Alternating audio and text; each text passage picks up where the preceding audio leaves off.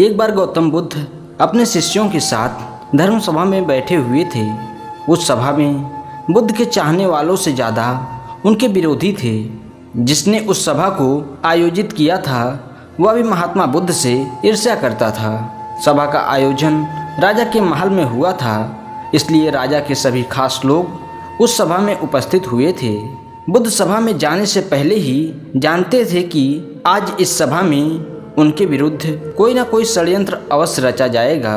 सभा में जाने से पहले उनका शिष्य रोहित बुद्ध को सभा में जाने से मना करता है कि आपको सभा में नहीं जाना चाहिए, वहाँ के लोग आपके साथ दुर्व्यवहार करेंगे और ना जाने वहाँ आपके विरुद्ध कोई षड्यंत्र रच रखा हो।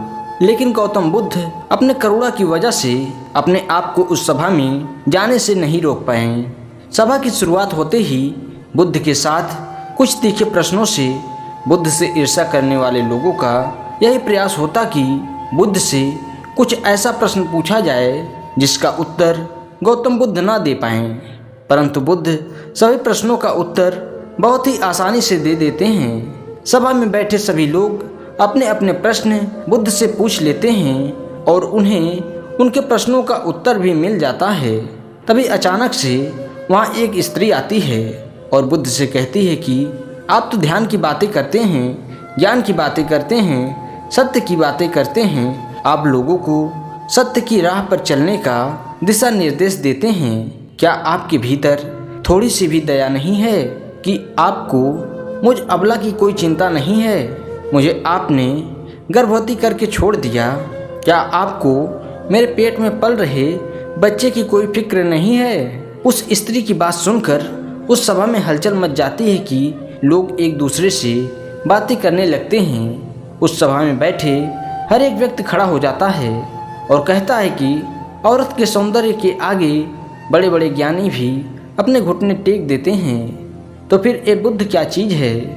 उन्हीं में से कोई और खड़ा होता है और बोलता है कि हमें बुद्ध से यह उम्मीद नहीं थी कि बुद्ध भी इतना नीचे गिर सकते हैं। इस तरह सभी लोग खड़े होकर बुद्ध को भला बुरा कहते हैं और जब सभी लोग अपने मन का भड़ास निकाल लेते हैं तब राजा कहते हैं कि बुद्ध आप अपनी सफाई में क्या कहना चाहोगे?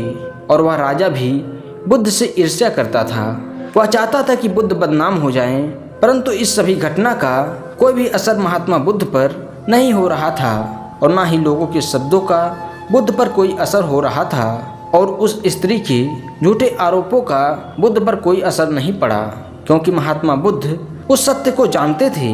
वे अपनी नज़र में सही थे और उनका मानना था कि चाहे पूरी दुनिया आपके खिलाफ क्यों ना हो जाए, अगर आप अपनी नज़र में सही हैं, अगर आप अपने आप को जानते हो कि आप सत्य के साथ खड़े हो, तो आपका कोई भी कुछ नहीं बिगाड़ सकता। सभा के सभी लोग संदेह में थे और यहाँ तक कि बुद्ध के कुछ शिष्यों में भी संदेह आ गया था। लेकिन बुद्ध स्वयं को जानते थे, इसलिए उनके चेहरे पर थोड़ा सा भी बदलाव नहीं था। राजा बुद्ध से कहते हैं कि क्या आप अपनी सफाई में कुछ कहना चाहोगे? तो बुद्ध उस स्त्री से कहते हैं, पुत्री, इस पूरे ब्रह्मांड में केवल दो ही लोग इस सत्य को जानते हैं कि तुम सत्य कह रही हो या असत्य। इससे पहले बुद्ध कुछ कहते कि वह स्त्री बुद्ध से अपने नजरें चुराने लगी। असत्य का सहारा लेने का कारण है कि आप अपने अंदर डर का बीज बो रहे हैं और यह बीज जैसे जैसे वृक्ष बनेगा वैसे वैसे ही आपकी समस्याएं बढ़ती जाएंगी। सभा में एक व्यक्ति उस स्त्री से कहता है कि तुमने बहुत बड़ी बात कही है। अगर यह बात गलत साबित होता है तो तुम जानती हो ना कि तुम्हें क्या सजा दिया जाएगा।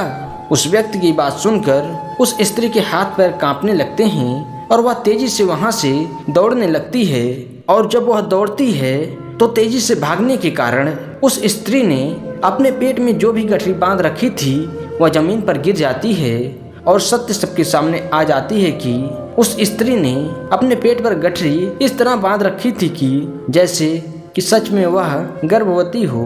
राजा उसी समय उस स्त्री को बंदी बनाने का आदेश देता है, परंतु बुद्ध के कहने पर उस स्त्री को क्षमा कर दिया जाता है। जिसके बाद बुद्ध कहते हैं, आप सभी एक बात हमेशा याद रखना, आपका धैर्य और आपको अपनी नज़रों में सही होना आपको बड़ी से बड़ी समस्याओं से बचा सकता है। इस बात से कोई फर्क नहीं पड़ता कि कितने लोग आपके खिलाफ हैं, बल्कि इस बात से फर्क पड़ता है कि क्या आप अपने साथ हैं। और अगर आप अपने साथ हैं तो दुनिया का कोई भी व्यक्ति आपका कुछ नहीं बिगाड़ सकता।